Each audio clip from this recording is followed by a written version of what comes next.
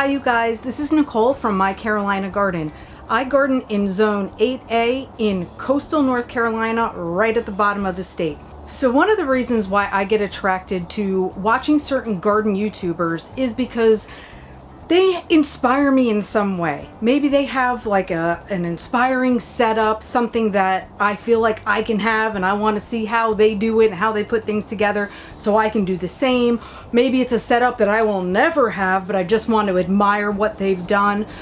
But one of the things that is happening for this time of year, when it's cold and still gray outside a lot of the days, is I get super inspired by seeing beautiful plants that are alive and thriving, as well as colorful flowers and also those inspiring setups I mentioned. I'd like to show you a plant and pot tour that I have happening here, which I think looks really awesome and makes me feel great on these colder winter days. I want to share those things with you because I hope that you find them to be as inspiring as I find other people's plants, flowers, and pots to be.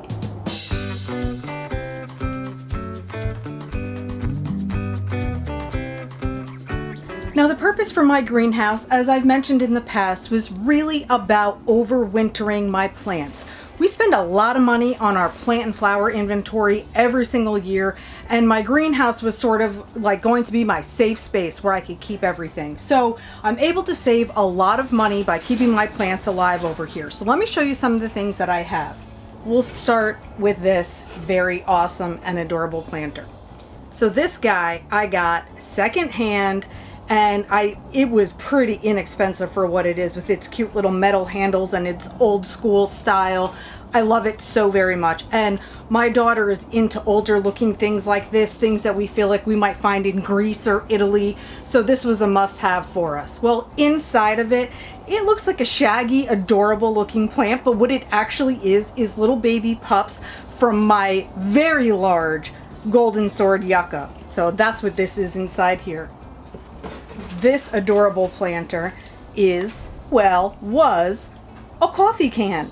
So my coffee came in here and I thought, well, you know what? I'd like to paint this up. It's not really an Italian style paint job, but I kind of felt like that's where my inspiration was coming from. So I just painted that up, and inside of it, I have a variety of items. Including this is purslane, which should be a tropical blooming plant that I had by my pool, but again, in the name of saving money, I dug it right out and I'm overwintering it inside the greenhouse. This is the lemon coral sedum. Holy cow, this is the sedum that you can break a piece of this off and drop it in the ground and it'll end up rooting itself in that spot. So I have the sedum here. This little guy, who is so adorable, is a oyster plant, or Moses in the cradle is another name. I think it has several names. I got this for the very first time last summer. I did have it in my poolside garden as well. It is not really supposed to be a perennial for me because it likes warm weather. With that in mind, I had to also dig that up and overwinter it inside, but that worked to my benefit because it produces its own pups, much like the golden sword yucca. And so as the pups would continue growing over the winter, I've been able to put them into various pots and keep all of those. So when summer comes, I'm gonna have a lot more in my landscape than just the original plant I started with. And then finally, I have a snake plant in here. Snake plants I find to be so very easy to divide up and continue letting them grow and multiply as, you know, they grow new shoots, divide those up. I have lots of snake plants. I give them away to a lot of friends and family because they're very plentiful for me. So it just makes a nice little pot filler for now. And then we'll see what happens when the warmer weather comes, if I set this outside somewhere, maybe on a covered patio or something like that. You will see multiple tropical hibiscus plants in here. These are ones that I might have on my porch or, you know, maybe by my pool or anywhere in my landscape. The tropical hibiscus can be overwintered actually out in the ground if I take additional care over mulching the roots and that sort of thing. But what I find is when I do that, it takes them a lot longer to begin their growing season the following year. So I really don't have flowers until sometime during the summer. If I overwinter them this way in the greenhouse, they first of all flower on and off throughout the entire winter, but secondly, once they get out into their new home, their permanent home for the season, which should be after April 15th here, then they begin flowering right away. So that's both of those, tropical hibiscus. This though is my sweet baby pineapple plant. Now maybe some of you have had pineapple plants before. I never have. This is my first one. It's not really going to be a plant that lives long for me, especially outside once it's warm enough to keep them outside. And they really only flower and blossom with their one pineapple, and then the plant dies back. However, they also grow pups, so I'm hoping that even if this plant dies back after this pineapple is done, I can have another pup plant that will then grow its own fruit. So it's not edible, it's just really adorable, and I love it. Okay, over here to this section. I have a couple of things. The pots are not anything fancy, but I have my poinsettia here, but I'd love to show you the adorable growth that's brand new up at the top.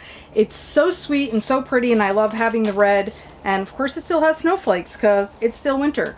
But this reminds me of Frosty the Snowman, the cartoon, if you've seen that from, I think, the 1950s maybe. And Frosty and the little girl see all the poinsettias inside of a greenhouse. And it was interesting to me as a kid to see that, because I'm thinking this is a winter plant because we all have it in, or a lot of us have it inside over Christmas and winter time, but it's really a tropical plant. So I think it is loving living inside the greenhouse with the temperatures we have in here. So that's this baby. This is elephant ear. I think it might be called Black Magic. I'm not positive on that, but my elephant ear hopefully it just gives them a bit of a head start so they're looking good and can get big outside this season.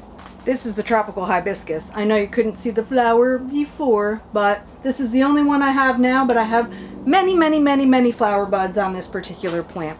And then on this side of me, can you see this? This is a sago palm. Sago palms will live for me outside, and they will come back also as perennials. But the thing is, just like I said with the tropical hibiscus, it just takes them a little longer to get going if I let them live outside. So I do have this one here inside the greenhouse, and I do have another one inside my landscape that's living and doing, or it's brown right now, but he will be living and doing great again this upcoming season. Another Moses in the Cradle or oyster plant, and this little pot, which I bought because of the yellow and sunshiny coloring, is from Lowe's. I got it last year, but they have them again this year because I guess other people like them too.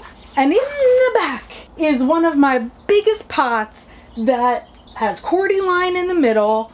The cordyline gets that magenta pink foliage, which it does have right now, but I cut a lot of it back, so we have a lot of new growth on it on the bottom of the plant, so this is going to fill out a lot more than what you see. And then I have all this purple heart down draping from the bottom.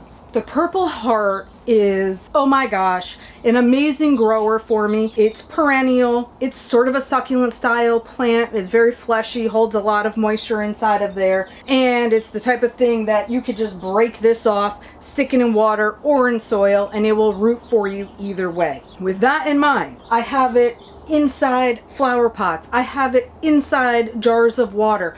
I give this away to so many people because it just grows so quickly and so easily. And purple heart.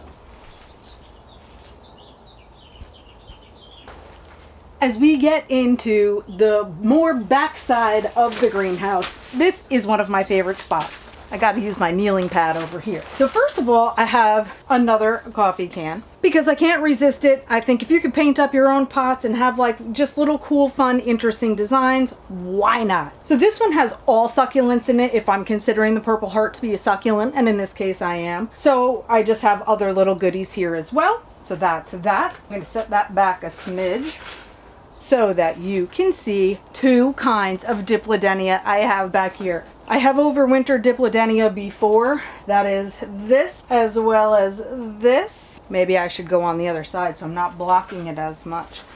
So the Dipladenia is also a tropical plant. It does love the heat and the humidity that we have here in North Carolina. I'm so extremely thankful for that, because that means that this plant continues to grow throughout the brutal heat of the summer. It is related to the mandevilla. They have almost identical looking flowers. I think they might be called like trumpet flowers or something else like that, which I can see why. These gorgeous babies, like I said, are overwintering here. Now this pot that this Dipladenia is in is very gorgeous, but I have two Dipladenia plants in here, and this pot is just not going to be big enough moving forward this upcoming season. So I'll have to take at least one out, maybe both of them, move them into bigger pots so they can thrive, and then continue to use that gorgeous pot for something else. Okay, this may very well be my favorite thing in the greenhouse right now. This is my bougainvillea, I don't know, I always say it wrong. This I bought, I want to say it was last spring or early summer. I had it out in my poolside area in this exact pot with the lemon coral sedum in its pot draping out of the bottom, and it looks so pretty. And I thought, well, I am going to take a chance again in the name of saving money to bring it inside and see if I can overwinter it. You're always taking a chance because you don't know what's going to go into shock, what will lose all of its leaves, etc. Well, this baby started started like a red growth on it sometime, let's call it mid to end of January. I thought it was just growing new leaves and the new leaf growth was red. I was wrong. It was getting ready to bloom all of these gorgeous magenta flowers. I mean, can you see them all? I love this plant so much. I open up the greenhouse doors, this is the first thing I see, and it's just looking amazing. By the way, I just want to say I am beginning to sweat a little bit in here. Our high temperature outside is supposed to be about 62 degrees today. It's probably only 50 degrees outside right now, but because the sun is shining, the greenhouse warms up so much, it's definitely in the 80s right now. So forgive me. So over just to the side of my bougainvillea, I have my gorgeous lady head planter. I don't remember where I even got her. I want to say TJ Maxx or Home Goods or something like that. I got her last year and I adore her. I got a thing for the head planters for some reason. I'm not even sure why. That just happened to me starting last year. But anyway, she has a mix in her right now of some succulents that are just like rosettes, like trailing rosettes. I'm not sure what kind of succulent it is. It basically came in a variety pack years ago, but this was the most hardy of all, and I now have it in multiple places in my yard because it continued to grow. Between that and I have Creeping Jenny that is also draping. I just adore the way that looks coming over as if it's her hair. So the Creeping Jenny is a crapshoot for me whether or not it's going to stay alive in my greenhouse. I do have it in my yard almost as a ground cover, but in a place where it's not extremely visible to other people. I like Creeping Jenny a lot flowing out of pots. I don't love it as a ground cover personally.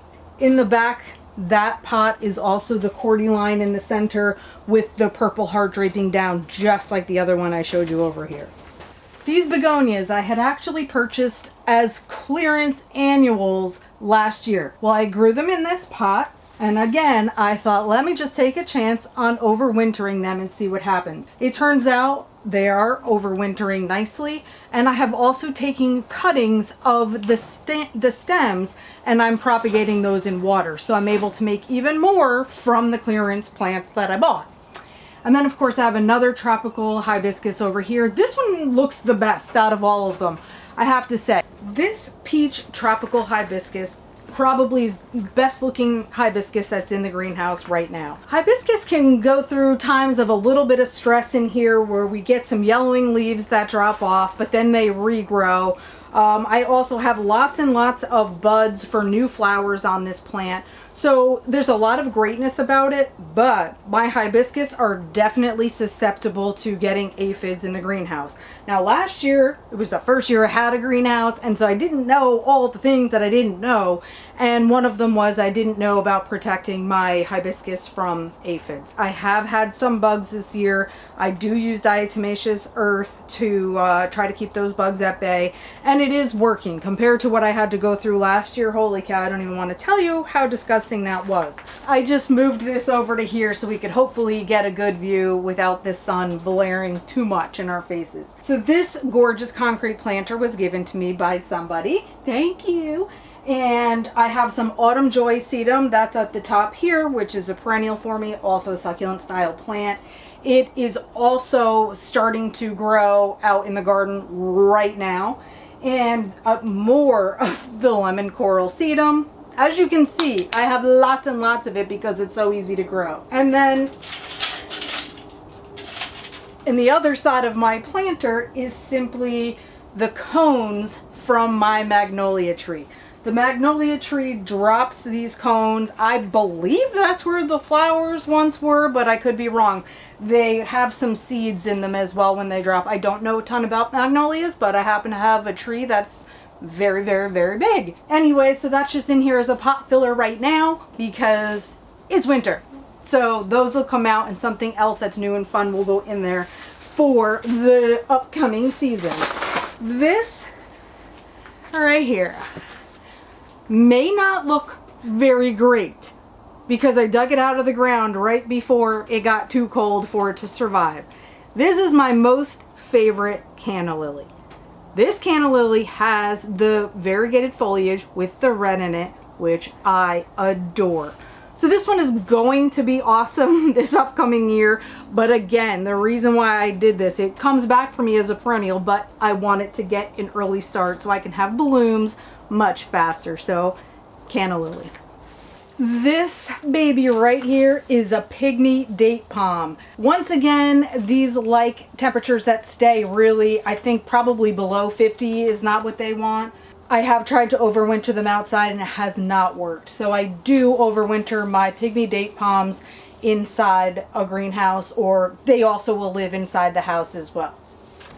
That is my greenhouse in a nutshell. I hope that you found some inspiration in here because that is what the whole idea was. I just wanted to share what's looking beautiful, so maybe you have hopes that, yeah, spring's not that far away and things are going to be looking beautiful everywhere very soon. Either way, I love watching everybody else's inspiration, plant inspiration, and I love sharing these ideas. Thank you so much for watching and happy planting.